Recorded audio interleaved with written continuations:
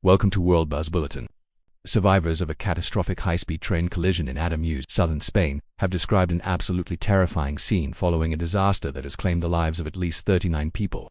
The accident occurred at approximately 1945 local time on Sunday, when a Madrid-bound train traveling from Malaga derailed and veered into the path of an oncoming locomotive on the neighboring tracks. The impact, which took place at high speed, reduced several carriages to mangled wreckage, leaving passengers trapped in a chaotic environment of twisted metal and darkness. Witnesses who managed to crawl from the debris spoke of a sudden, violent jolt followed by the sound of tearing steel. Passengers described being thrown from their seats as their belongings were scattered across the carriages, with the force of the collision causing the lights to fail instantly. Emergency responders, who arrived at the rural site near Adamuz within 30 minutes, found a scene of total devastation, with the two trains locked together across the tracks and smoke rising from the wreckage. The investigation into the tragedy is focusing on several critical areas. The derailment trigger.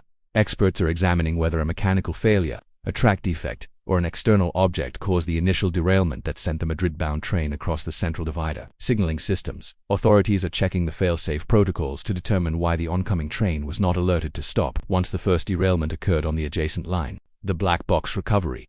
Search teams have recovered the flight recorder-style data boxes from both locomotives, which will provide precise details on speed and braking actions in the seconds leading up to the impact.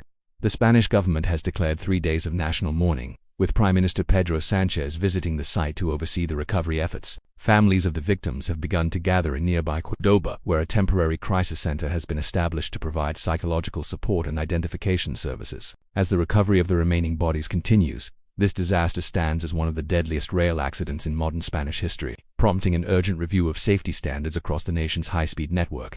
Thank you for watching World Buzz Bulletin.